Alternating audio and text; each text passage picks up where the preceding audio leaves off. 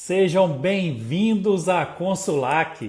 E hoje nós temos aqui um assunto de extrema importância para conversar com vocês, né? A gente vai estar falando aqui de estufamento. Olha só, estufamento na mussarela, né? É um assunto que traz aí bastante interesse do pessoal. O pessoal quer entender o que isso significa, por que acontece, o que a gente pode fazer, né, para evitar. Então a gente decidiu iniciar aqui mais essa live falando desse assunto. E eu quero saber aí, vocês que já entraram aí, já estão participando aí com a gente aí, já aconteceu com vocês? Já teve a experiência desagradável, né, de ter uma mussarela estufada? Realmente é um pouco desagradável, ninguém gosta de ter uma situação dessa, né? Mussarela estufada. Apesar de que na mussarela são situações mais raras, né? A gente vê esse tipo de defeito acontecer com maior frequência e intensidade com produtos como queijos maturados. Esse tipo de produto costuma ter problemas, né? A gente já teve aí, ó, a Deb colocando aí, que falando isso eu me lembro, com certeza. São situações complicadas, né? E para a situação de mussarela, mais ainda. Porque quando acontece em mussarela, o problema é um pouco mais grave, né? Porque mussarela, além de um processo que a gente vai falar aqui que realmente diminui a possibilidade de ocorrência, a gente tem uma outra etapa do processo que favorece, né, que ajuda, auxilia com relação a isso, que a gente está falando da etapa da filagem, que é uma etapa que acontece em elevadas temperaturas e, com isso, diminui a incidência desse tipo de defeito. Mas, vamos lá. Vamos falar sobre esse defeito, né? Estufamento em mussarela. Primeiro, a gente precisa entender assim, por que isso aconteceu, né? Qual que é a causa base para isso acontecer? Inicialmente, a gente pode ter em mente que se a mussarela estufou, foi porque existiu uma contaminação microbiológica. Isso é indiscutível. Aconteceu em algum momento uma contaminação microbiológica, seja do leite, seja da massa, seja da peça já acabada. Aconteceu. Em alguma dessas etapas do processo, ocorreu a contaminação dessa mussarela e provocou, né, estufamento. Só que esse estufamento, ele é provocado por quê? Uma das situações que a gente tem para sanar o problema seria uma pasteurização eficiente. Eu gosto de falar essa palavra, pasteurização eficiente, porque o pessoal fala assim, mas eu pasteurizei o leite, então não tem problema. Não é assim, né? A pasteurização, ela precisa de ter eficiência, né? A gente trata de pasteurização como um processo primordial para a produção de queijo, né? Só que desde que conduzido de maneira adequada. O que seria essa maneira adequada do processo de pasteurização? Controle do binômio, tempo, temperatura. Temperatura entre 72 e 75, tempo entre 15 e 20 segundos de retardo. Ou seja, é o tempo que o leite fica nessa temperatura de 72 a 75. Somente assim a gente conseguiria ter um processo eficiente de pasteurização. Então vamos lá. Se isto for, a primeira certeza que a gente tem é que contaminou. Contaminou, que seja o leite contaminado, que seja a massa, que seja a peça após o processo de embalagem. Existiu algum tipo de contaminação. Por deficiência, provavelmente, no processo de pasteurização ou por recontaminação após o processo de pasteurização. Porque também acontece. Às vezes o pessoal fala assim, eu pasteurizei, meu pasteurizador foi eficiente, eu acompanhei o processo, a pasteurização não teve problema. Contudo, a gente pode ter uma recontaminação por algumas falhas de higienização, seja de equipamento, de utensílio, do próprio manipulador, né? O próprio queijeiro, o próprio auxiliar, se não fizer os seus procedimentos de higiene pessoal de maneira adequada, vão provocar provavelmente a contaminação e a consequência é o estufamento da mussarela. Só que esse estufamento da mussarela, a gente divide ele em duas situações, porque são causas diferentes e soluções diferentes também, né? Então a gente tem o estufamento da mussarela provocado, né, que a gente considera como estufamento precoce ou estufamento tardio. Precoce, o próprio nome a gente já colocou aqui, precoce. Por que é precoce? Porque é muito rápido, né? É um estufamento que a gente observa muitas vezes com poucos dias de processo, de finalização do processo, ali entre de 1 a 3 dias, 5 dias. E às vezes, quando a contaminação é muito elevada, né, aconteceu de forma grave, a gente tem o estufamento até mesmo da massa no processo de fermentação, né? O que indica que a contaminação é gravíssima. Provavelmente aí a falha no processo de pasteurização ela é clara, né?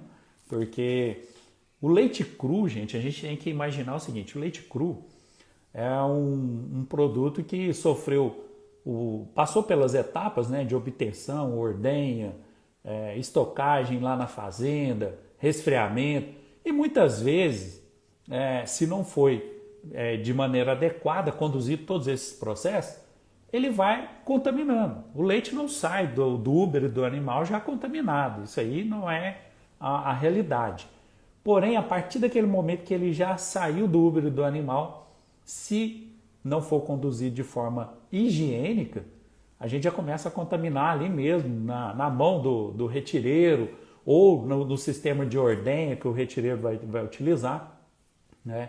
Seja no tanque de resfriamento, no caminhão, na forma de coletar, no armazenamento inadequado, fora da temperatura, né, da temperatura adequada de até 4 graus Celsius.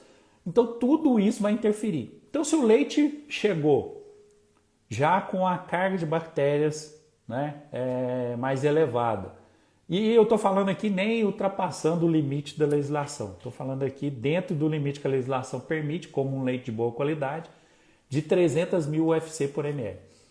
Mesmo esse leite, atendendo o que a legislação recomenda, ele já tem uma carga bacteriana muito elevada.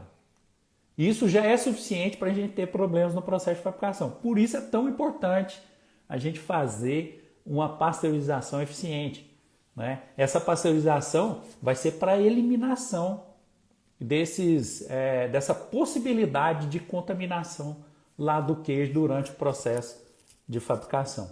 Então, esse estufamento precoce, ele acontece muitas vezes porque a pasteurização foi ineficiente. Ah, mas como que a pasteurização é ineficiente, sendo que o meu pasteurizador ele é automático, né?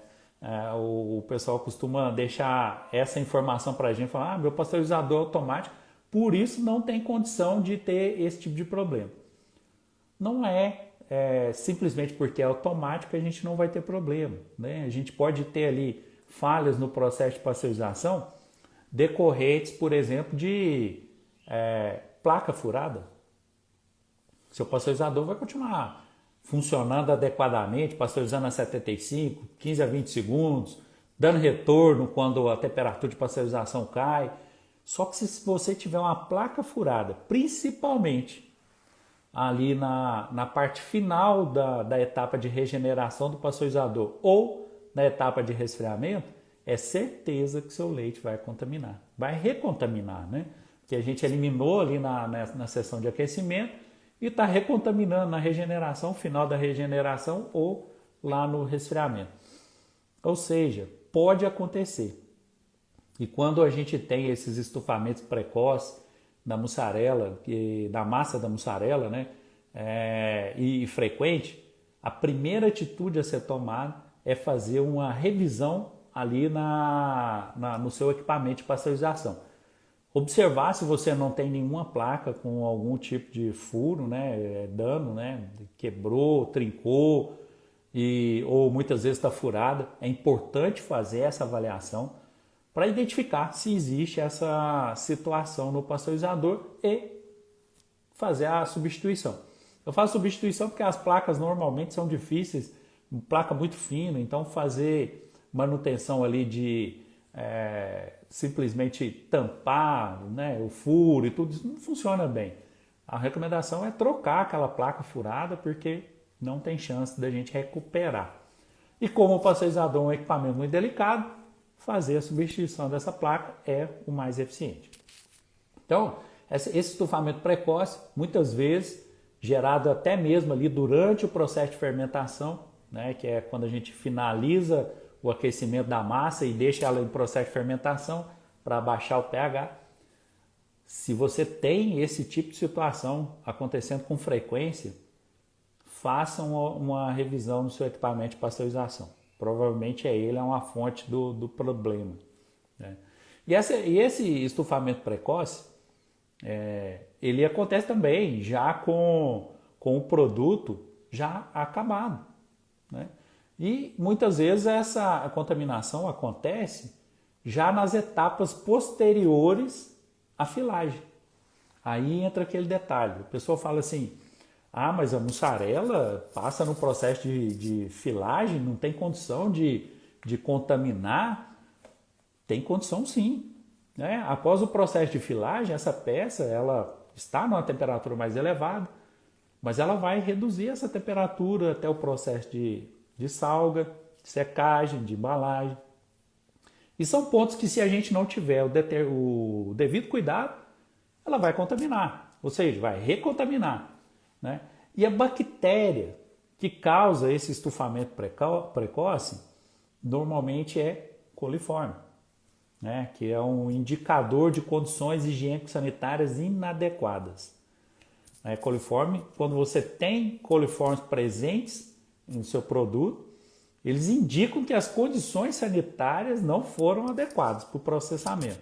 Então, pode acontecer. Hoje em dia na mussarela é mais difícil a gente ter essa situação, mas não é raro a gente ver isso, né? Às vezes a gente chega, eu já observei em supermercado, né? Eu estava fui ao hipermercado e observei mussarela estufada na gôndola. Olha só que situação, né? E de marca grande, não era uma mussarela, era uma mussarela aí de uma empresa grande aí do ramo. Mas acontece, né? A gente está falando aqui de situações que podem ocorrer e que a gente deve tomar as devidas providências para evitar, né?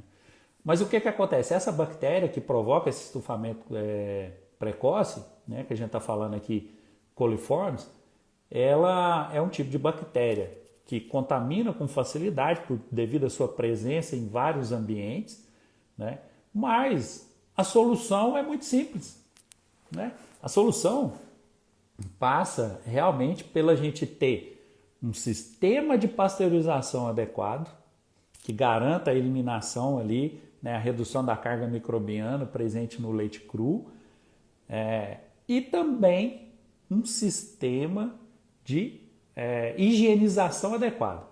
Esse sistema de higienização adequado que eu estou falando aqui, pessoal, é o que a gente trata lá nos programas de autocontrole das empresas, né?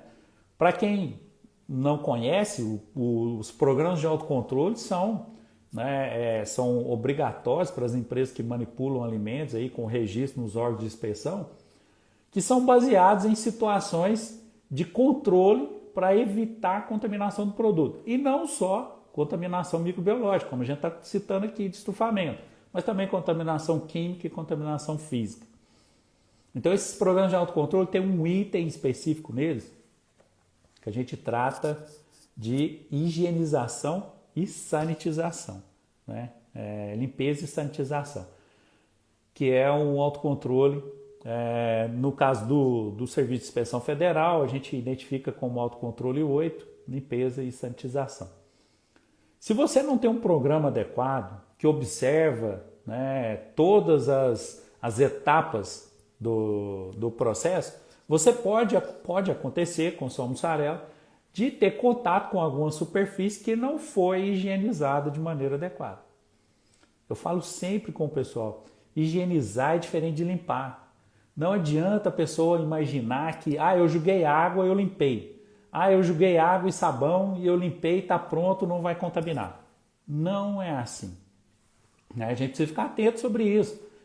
Processo de higienização, existem etapas a serem seguidas e essas etapas são importantes para qualquer tipo de higienização, seja ela por imersão, seja ela por uso de esponja, de vassoura, qualquer tipo de higienização que você vai fazer, cabe você fazer os 4 passos básicos, né? A gente pode lembrar aqui para vocês aqui, a gente lembrar de fazer pré-enxágue, aplicar o detergente, utilizar a metodologia mais adequada, imersão, esfrega, né? Tem vários, nebulização, e depois a gente fazer o enxágue propriamente dito para retirada dos resíduos de detergente e resíduos geral da superfície e por último a gente fazer a sanitização. Essa etapa é indispensável para quem produz alimentos, principalmente nas fábricas de laticínios. A gente precisa entender que as etapas posteriores, pré-enxágue, aplicação de detergentes e enxágue, elas têm um efeito específico, retirar os resíduos. E quais são esses resíduos? Resíduo de matéria orgânica, gordura, proteínas, carboidratos, sais minerais. Esse é o objetivo. Agora, a eliminação ou redução a nível aceitável do número de bactérias fica por conta da sanitização. Mas esse detalhe desse processo é tema para outra aula nossa e a gente vai deixar, vamos continuar aqui sobre essa questão aí da contaminação por coliformes, no caso, a contaminação precoce, né? O estufamento precoce da mussarela. E por que isso acontece? Por que o coliforme consegue estufar uma massa de mussarela em tão pouco tempo, né? Isso é porque esse grupo de bactérias, eles têm um desenvolvimento muito acelerado quando eles estão naquela temperatura ótima de desenvolvimento, né? E a gente tem essa temperatura ótima de desenvolvimento do grupo coliformes dentro da faixa que a gente tem de cozimento da massa da mussarela, por exemplo, né? A gente faz o cozimento da massa ali até os 42, 43 graus, dependendo do tipo de processo. E os coliformes eles têm um desenvolvimento muito acelerado na temperatura na faixa de 37 a 40 graus. Isso é muito acelerado, a ponto de a cada 20 minutos eles duplicarem de quantidade, né? E isso é uma velocidade muito elevada. E dentro disso tem um detalhe interessantíssimo, que coliformes são bactérias que também produzem ácido lático a partir da degradação da lactose. Da lactose. Ou seja, eles também fazem reduzir o pH da massa, né? E muitas vezes a gente confunde isso e entende que a massa está abaixando o pH normalmente. Só que o que está provocando esse abaixamento, além do fermento, que provavelmente a gente fez uso, também essas bactérias do grupo de grupos coliformes quando foi contaminada a massa. Então a gente tem uma ideia de que isso está abaixando o pH e que o processo está sendo conduzido de forma correta. Infelizmente, você vai descobrir que isso não é o correto e que te trouxe muitos problemas, só que lá na frente, quando o produto já tiver finalizado seu processo de fabricação. E como que isso acontece, né? Na massa, quando chega a estufar a massa mesmo, né, o pessoal já teve até situações da massa no tanque de fabricação, né, após ali finalizar o processo de cozimento, a massa começar a subir, ficar boiando ali. Isso é uma situação comum de acontecer quando a contaminação foi muito excessiva. O número de coliformes foi tão grande que a produção de gás carbônico, porque quando eles estão desenvolvendo, crescendo, multiplicando, eles degradam a lactose, produzem ácido lático e gás carbônico. Esse gás carbônico torna a massa, né, ele vai estar entre, né, ali no interior da massa, vai tornar a massa muito leve. E essa massa vai chegar a subir. O impressionante é que uma vez que essa massa subiu, a gente imagina, não vai dar certo o queijo e tudo. O queijo vai dar certo. Você vai conseguir fermentar, porque eles também vão fermentar. A gente acabou de falar isso aqui, né? Vai acontecer a fermentação, né, e produção de ácido lático, ou seja, a redução do pH da massa, e vai chegar no ponto de filagem, né? Porém, o maior problema que a gente enfrenta com relação a isso é que o que esses coliformes produziram é que vai trazer problema para a gente. Porque durante a filagem, a gente basicamente elimina. Ali durante a filagem vão ser eliminados basicamente todos os coliformes, né, que estavam presentes ali na fermentação, por exemplo. Porque a temperatura é elevada, e são bactérias que são sensíveis a essa elevação da temperatura, e elas vão ser eliminadas. O problema é que aquilo que elas produziram, principalmente enzimas, né? Muitas vezes enzimas proteolíticas, lipolíticas, esse tipo de problema vai ficar, né? A gente vai ter situações depois de alteração até mesmo de sabor da mussarela, devido a essa contaminação excessiva por coliformes, que pode provocar inicialmente estufamento da massa ou até fazer a massa boiar no próprio tanque de fabricação quando a situação é muito grave, e também depois, se não aconteceu antes da filagem, pode acontecer depois, como a gente já falou, a própria peça ter contato com coliformes e a peça vai estufar, né? Quando a gente fala estufar, o motivo é lógico. É a produção de ácido lático e produção de gás carbônico. Esse gás carbônico fica retido na massa e ele vai fazer a peça inchar e estufar, né? Medidas corretivas para esse tipo de situação são simples. Pasteurização eficiente, sistema de higienização adequado. Essas são as medidas eficientes contra esse tipo de estufamento precoce, né, que é provocado por bactérias do grupo coliformes que provocam esse estufamento. Então essas medidas são suficientes para a gente evitar esse tipo de problema, mas elas precisam ser executadas de maneira correta. Então a pasteurização, ficar atento com relação ao binômio tempo-temperatura, importantíssimo para qualquer produção de queijo, né? E avaliar também se a sua higienização é adequada, lembrando aquelas 4 situações: pré-enxaguar, aplicar o detergente, enxaguar e sanitizar. Não pode deixar de ter essas etapas para que a gente tenha um resultado eficiente e evite esse estufamento precoce, né? Mas eu falei com vocês que a gente tem outras situações, né, de estufamento. A gente tem um estufamento que pode acontecer com a mussarela, porém já depois da mussarela já embalada, já com algumas semanas já de produzida, né? Alguém já teve uma situação assim? Quem está aí participando com a gente pode relatar aí se já ocorreu com vocês um estufamento da mussarela. O cliente ligou, já tinha vendido a mussarela, estava lá no mercado, o cliente ligou, a mussarela está estufada. Alguém já teve essa situação? Coloca aí para nós aí, se vocês estão participando aí, já aconteceu com vocês esse estufamento que a gente chama de estufamento tardio.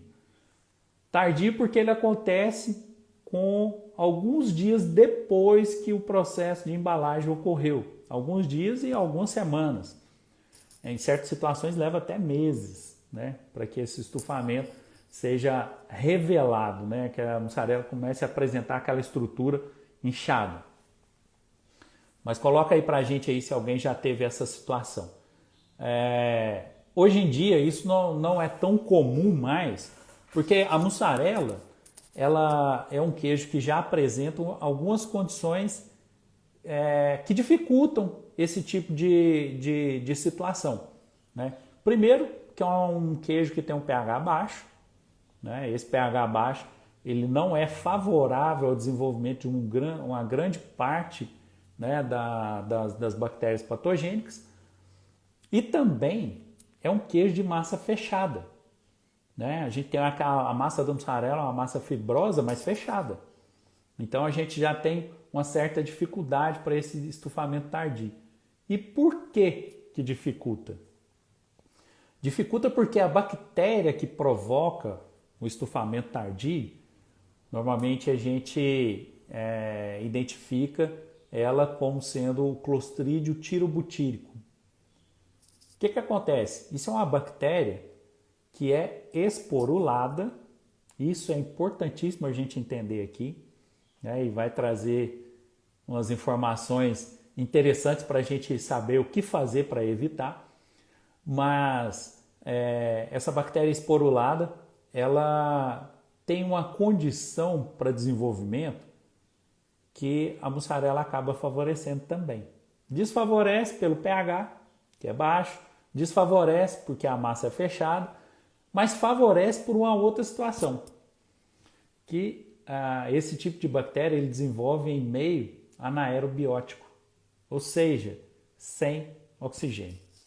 Então, quando a gente faz a embalagem da mussarela de forma adequada, né, a gente faz a embalagem da mussarela no sistema a vácuo. Isso é o recomendável e é o melhor sistema para a embalagem da mussarela, indiscutivelmente, não tenha discussões sobre isso. Só que essa situação, né, de não ter oxigênio ali naquela peça favorece o desenvolvimento desse tipo de bactéria esporulada que é o Clostridium tirobutírico. Por que favorece? Porque ele necessita desse meio sem oxigênio para desenvolver. Então, assim, os grupos de bactérias eles têm variadas condições para desenvolvimento, né? Ao contrário do grupo coliformes, por exemplo, que ele é facultativo, ele desenvolve com ou sem oxigênio presente. O grupo das bactérias do Clostridium tirobutírico, ele necessita de um meio sem oxigênio. Então, são situações diferentes que provocam muitas vezes até dúvidas, né, sobre o que pode estar acontecendo com o meu queijo, porque está embalado adequadamente, mesmo assim está estufando, né? São condições que favorecem o desenvolvimento desse tipo de bactéria no queijo.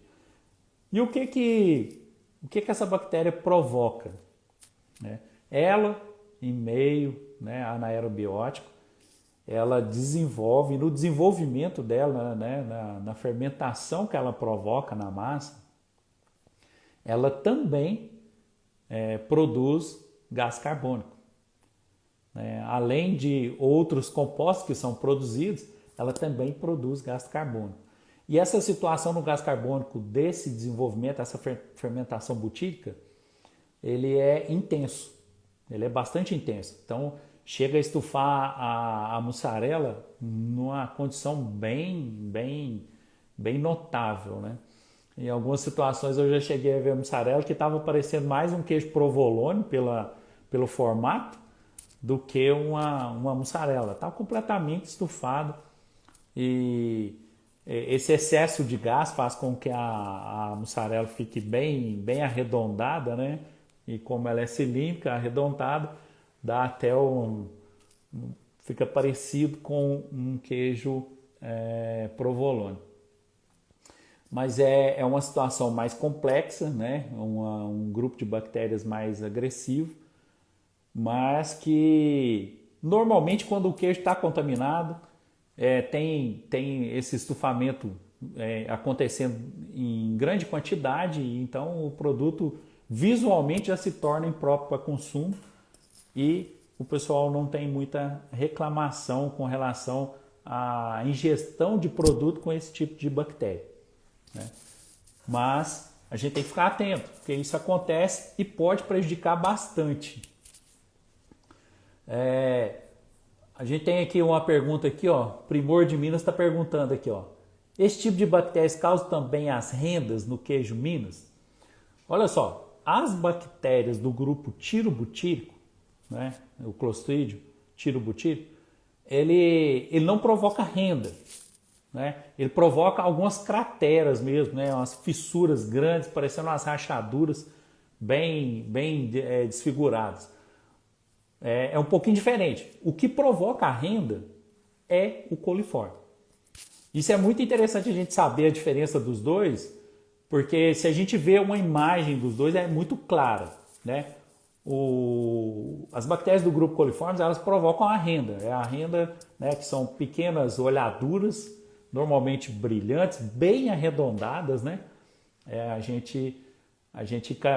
uma característica própria das bactérias do grupo coliformes.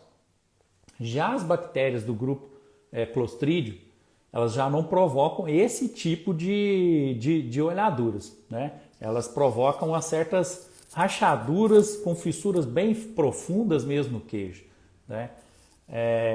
O Primor tá falando aqui, sim, já observei queijo curado.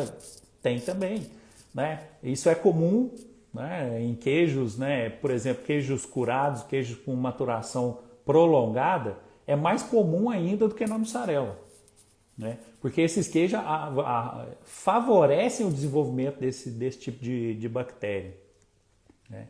E eles causam assim um estufamento, né? Deixam o queijo bem descaracterizado, né? Muitas vezes tem um odor desagradável, quando a gente parte o queijo ali, sente assim, um odor um pouquinho desagradável, mas são bactérias de um grupo contaminante grave, né? A gente não deve fazer consumo desse tipo de queijo, porque é uma bactéria perigosa.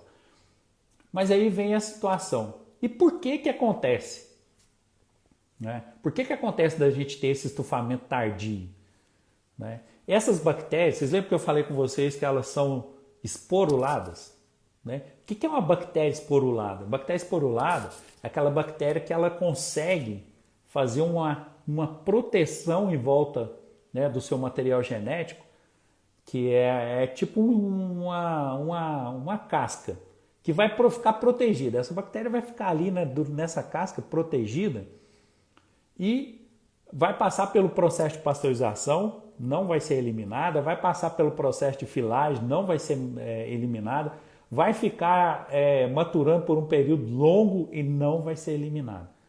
Só que o que ela faz?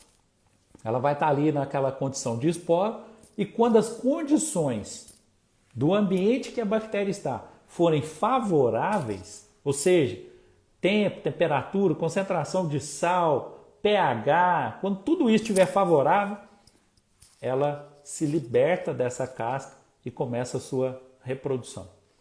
Então, assim, é uma bactéria, digamos, mais inteligente, né? E mais difícil da gente controlar, inevitavelmente mais difícil da gente controlar. Então, o que ela faz? Essa condição favorável, ela sai desse casulo, né, dessa casca, dessa proteção e começa a desenvolver. Aí que ela começa a degradar o nosso queijo, produzindo essas condições, né? Produzindo essas rachaduras, né? São profundas mesmo no queijo, né? Se a gente pudesse mostrar uma foto aqui, eu ia mostrar para vocês o quanto isso é interessante, né? Provoca, realmente descaracteriza completamente queijo, tanto a mussarela quanto queijos maturados, né? Igual o pessoal aí do Primor de Minas tem relatado para a gente. Então, é uma bactéria que já tem uma maior dificuldade, nós temos uma maior dificuldade de controle justamente por isso, porque não depende simplesmente de processo de higienização adequado, não depende simplesmente de um equipamento de pasteurização trabalhando com eficiência, igual a gente falou, tempo e temperatura dentro da recomendação. A gente já tem outras situações que a gente deve observar, né, para que a gente evite esse tipo de contaminação. Então é mais complexo. Esse tipo de contaminação verdadeiramente traz mais dificuldade de controle, né? O que a gente precisa, né? A gente precisa avaliar que o próprio leite que a gente adquire para a produção de queijo, ele deve estar com a contagem bacteriana total no nível mais baixo possível. Você já reduz bastante essa possibilidade de conter esse tipo de bactéria no leite. Ó, o Evaristo está perguntando aqui qual é mesmo a bactéria. Nós estamos falando aqui, Evaristo, das bactérias, da bactéria que é o Clostridium tirobutírico. Né? Esse Clostridium tirobutírico que provoca estufamento tardio. Né? É a bactéria que normalmente provoca o estufamento tardio. E ela, o controle dela que a gente está falando aqui agora é porque quanto menos a gente tiver a carga bacteriana inicial do leite menor, melhor vai ser a nossa condição para isso. E também a gente tem que, em alguns casos, quando a situação é muito grave, a gente está tendo contaminação frequente e não consegue resolver, a gente tem que usar um conservante. Né? O que seria esse conservante?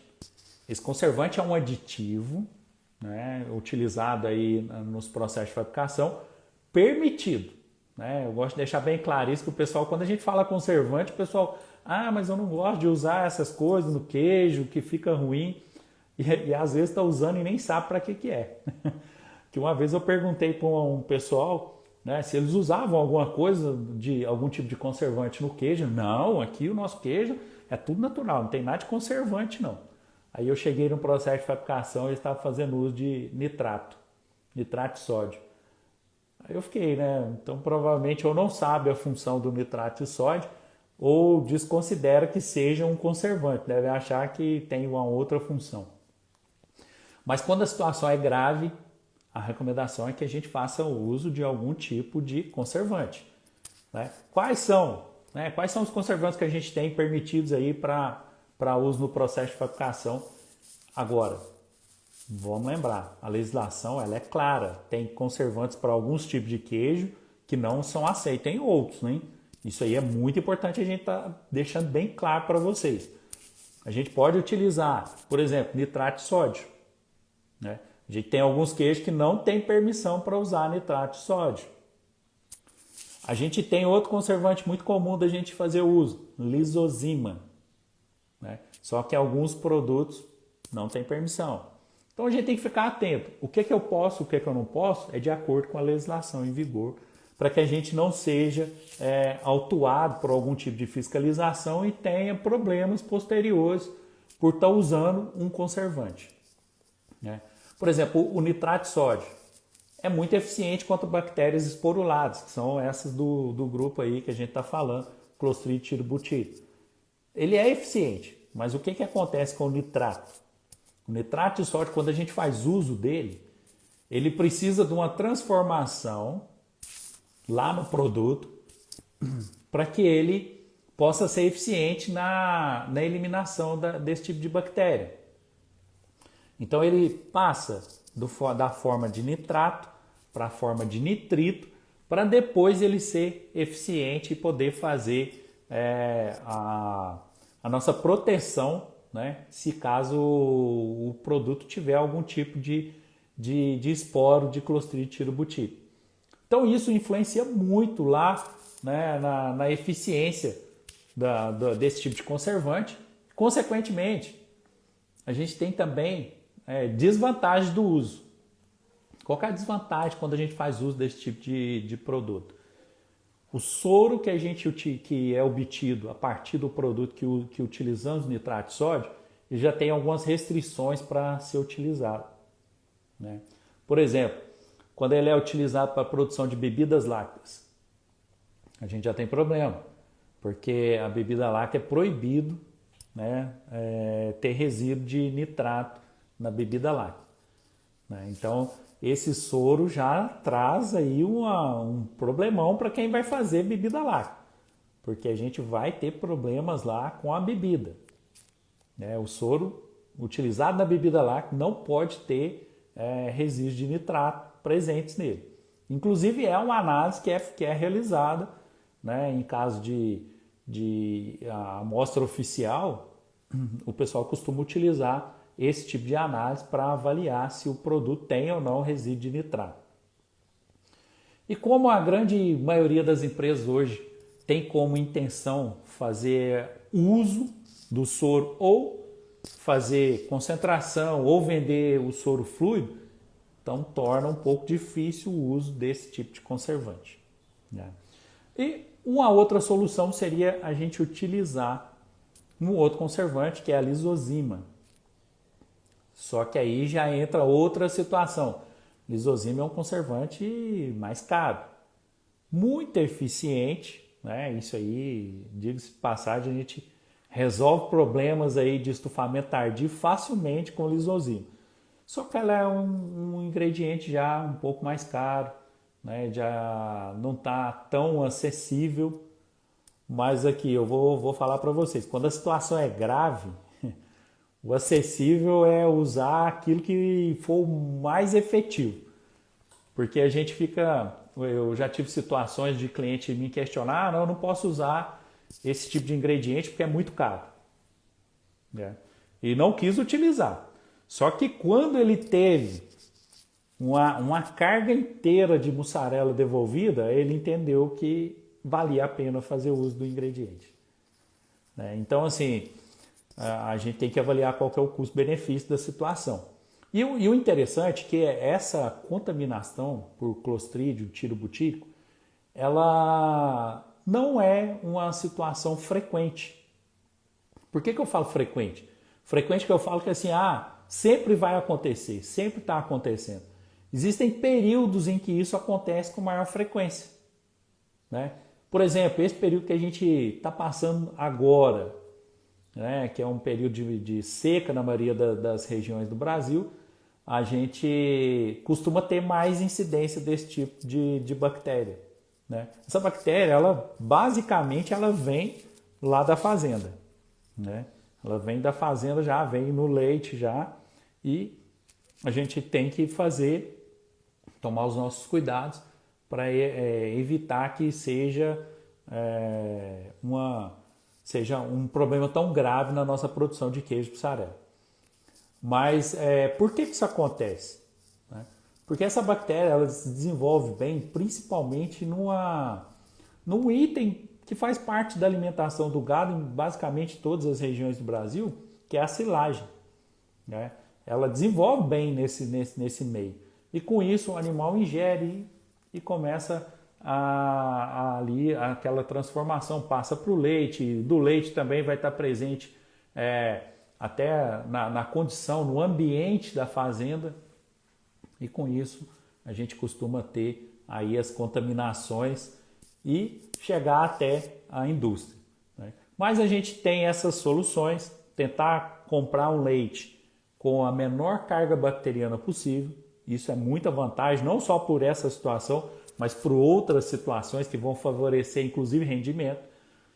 A gente, quando a situação for realmente necessária, fazer o uso de algum tipo de conservante na produção, que seja nitrato de sódio, que seja lisozima, aquele que mais se adequar ao seu processo e que mais te trazer um custo-benefício razoável. Né? E a gente tomar cuidado com as condições de coleta desse leite. Né? Para a gente não favorecer o desenvolvimento dessas bactérias.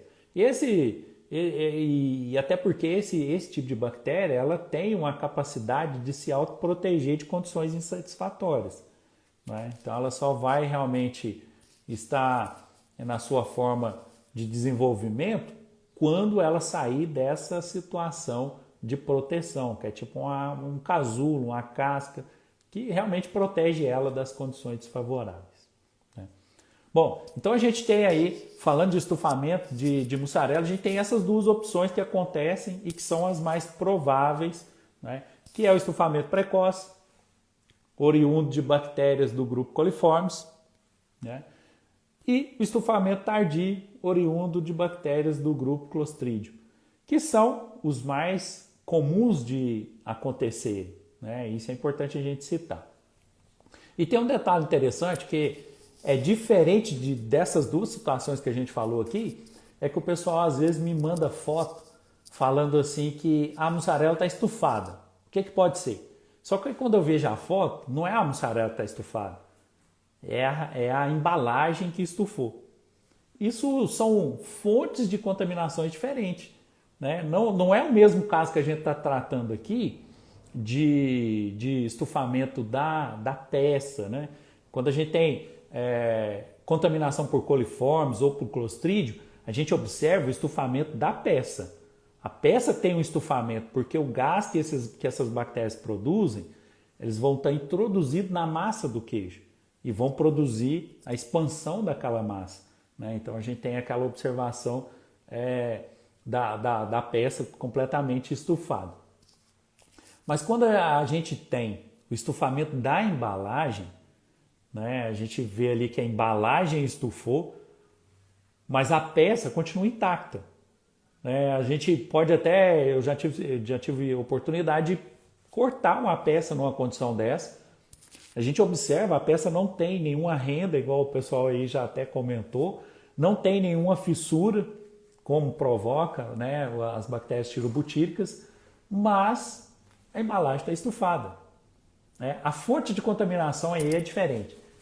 Normalmente, nesse tipo de contaminação, o que provoca esse estufamento da embalagem, normalmente são bactérias não, são leveduras, né? Que elas se situam basicamente ali na superfície da peça. E com isso elas produzem gás, e esse gás é suficiente para provocar o deslocamento da embalagem e provocar o estufamento da embalagem. Então são situações diferentes, né? E com modos de evitar, tratar, cuidar diferente, né? Essa situação aí com leveduras gera assim bastante dificuldade, porque além de saber que está contaminado, a gente tem que imaginar que a gente tem outra falha, né? Vocês imaginam o que seja essa falha? Né? Quando a embalagem do queijo estufou, mas o queijo não estufou, você sabe me dizer, alguém aí tem ideia o que é que a gente pode ter de problema por conta disso? Aqui o pessoal do Primor de Minas está falando aqui, ó, geralmente quando o produto é exposto ao calor. Sim, também acontece essa situação, né, de desenvolvimento ali na casa. Mas o que eu quero dizer? Quando a gente tem estufamento da embalagem provocado principalmente por leveduras, a gente tem uma falha no processo de embalagem, né? Por que essa falha existe no processo de embalagem? Porque esses grupos de micro-organismos, principalmente bolores e leveduras, eles são aerobióticos. Ou seja, eles necessitam de oxigênio para se desenvolverem, né? Diferente daquilo que a gente falou do Clostridium. O Clostridium é um grupo de bactérias que não necessita de oxigênio para se desenvolver. E, na verdade, necessita de um meio que não tenha oxigênio para se desenvolver. Mas bolores e leveduras precisam de oxigênio. Então, por que eu estou falando que a gente teve um problema na embalagem? Porque se a sua embalagem é a vácuo e foi conduzido o processo de maneira adequada, você não deveria de ter oxigênio disponível para esses grupos de micro-organismos se desenvolverem. Mas se eles estão se desenvolvendo, existe sim oxigênio disponível. Ah, mas meu equipamento está saindo tudo certinho, não está dando problema. Só que aí a gente está falando de microfuros, pequenas quantidades de oxigênio. Imagina, a gente está falando aqui de micro-organismos invisíveis a olho nu. Então não é uma grande quantidade de oxigênio que eles necessitam. Pequenas quantidades de oxigênio são suficientes para que eles comecem a desenvolver e assim provocar esse estufamento. Então a gente tem que tomar muito cuidado com essa situação da gente imaginar que o sistema de embalagem meu está funcionando tudo certinho. Às vezes está funcionando, a sua embalagem às vezes tem microfuro. A sua embalagem a vácuo às vezes vai ter microfuro. E a gente não consegue observar isso simplesmente no momento de embalar. Casos graves são observados no momento da embalagem. Você acaba de fazer a selagem a vácuo, vai fazer o encolhimento da embalagem, já observa que ela já está com... já apresenta oxigênio ali, ar dentro da embalagem. Ou seja, é grave, tem que tirar e refazer a embalagem. Mas tem situações que são microfuros, né? E aquilo vai entrando oxigênio em pequenas quantidades, basicamente você não consegue nem observar que tem oxigênio ali naquela embalagem, e vai favorecer o desenvolvimento desses grupos aí de bactérias que vão provocar o estufamento da embalagem. Quando é da embalagem, a gente normalmente tem aí a atuação de leveduras, bolores e leveduras, alterando aí, né, o seu produto, dando uma característica de produto estufado também.